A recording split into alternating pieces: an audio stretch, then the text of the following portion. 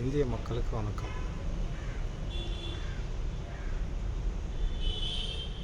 இந்திய மக்களுக்கு 6 மாதத்திற்கு முன்பாக 60% தெய்வ சக்தி இருந்தது. இப்போது 80% உயர்ந்திருக்கிறது. இதன் காரணமாக இந்தியாவில் உள்ள ஏழைகள் அனைவரும் கடனில் இருந்து வெளிப்படுவார்கள். கொஞ்சம் கொஞ்சமாக அவர்களது கடன் பிரச்சனை தீரும். 80% தெய்வ சக்தி இந்திய மக்களை வறுமையிலிருந்து வெளியேற்றும். வறுமை இருக்காது. இந்த தெய்வ சக்தியின் காரணமாக அவர்களது விட்டு போன பொருட்கள், அவர்கள் இழந்த பொருட்கள், இழந்த பணங்கள் அனைத்தும் திரும்ப வரும். கடனில் இருந்து வெளிவருவார்கள். கொஞ்சம் கொஞ்சமாக அவர்களது கடன் பிரச்சனை தீரும். மக்கள் கவலைப்பட தேவையில்லை. பல உலக நாடுகளில், பல நாடுகளில் வறுமை, ஏழ்மை, உணவு பற்றாக்குறை ஏற்பட்டிருக்கிறது. அதை இந்திய மக்கள் கொஞ்சம் கொஞ்சமாக தீர்ப்பார்கள். இந்திய மக்கள் நல்ல வளர்ச்சியான நிலைக்கு வரப்போகிறார்கள்.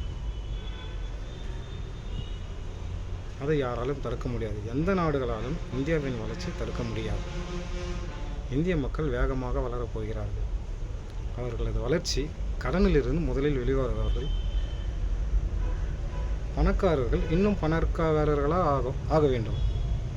அப்படி அவர்கள் பணக்காரர்களாக ஆகும்போது இந்தியாவில் ஏழை மக்கள் குறைவாக வந்து விடுவார்கள். பணக்காரர்கள் அதிகமாக தொழிலதிபர்கள் அதிகமாக இந்தியாவில் வறுமை குறையும். ஏழ்மையிலிருந்து மக்கள் விடுபடுவார்கள்.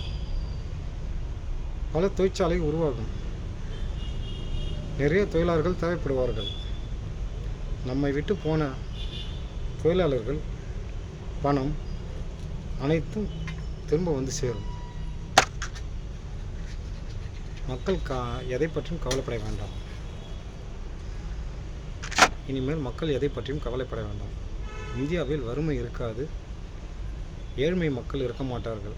100% மக்கள் கடனில் இருந்து வெளிப்பட்டு விடுவார்கள். அவர் ஆதி காலத்திலிருந்து எவ்வளவு சிரமப்பட்டார்கள், கஷ்டப்பட்டார்கள். 1 பைசா, 2 பைசா, 3 பைசா, 5 பைசா, 10 பைசா, 25 பைசா, 50 பைசா, 1 ரூபாய், 2 ரூபாய், 5 ரூபாய், 10 ரூபாய், 20 ரூபாய், 50 ரூபாய், 100 ரூபாய், 200 ரூபாய், 500 ரூபாய், 1000 ரூபாய், 2000 ரூபாய் என்று வந்த நமது வளர்ச்சி 5000 ரூபாய் நோட்டுகள் அடிக்க வேண்டிய நிலையில் இருந்த நமது நாடு திடீரென்று இயற்கையின் சீற்றத்தால் பல பிரச்சனைகள் இருக்கிறது. ஒரே பிரச்சனை என்று சொல்ல முடியாது. ஆனால் அதுவும் ஒரு நல்ல காரியத்துக்காக பயன்பட்டிருக்கிறது. மக்களின் வளர்ச்சி இனி யாராலும் தடுக்க முடியாது. இந்தியாவில் ஏழைகள் இருக்கவே மாட்டார்கள். 80% மக்கள் ஏழ்மையிலிருந்து வெளியே வந்து விடுவார்கள். அதில் எந்த விதமான ஐயமும் தேவையில்லை. மக்கள் கடன் வாங்கியதை பற்றி கவலைப்பட வேண்டாம். கடன் கொடுத்தவர்கள் இனிமேல் உங்களை திட்டமாட்டார்கள். நீங்களும் அவர்களை கண்டு பயப்பட வேண்டாம். உங்களால் அவர்கள் வசதிக்கு தான் வருவார்களே தவிர ஏழ்மையாக மாட்டார்கள். நீங்களும் உங்கள் கடன்களை முடித்து நல்ல நிலைமைக்கு வந்து விடுவீர்கள்.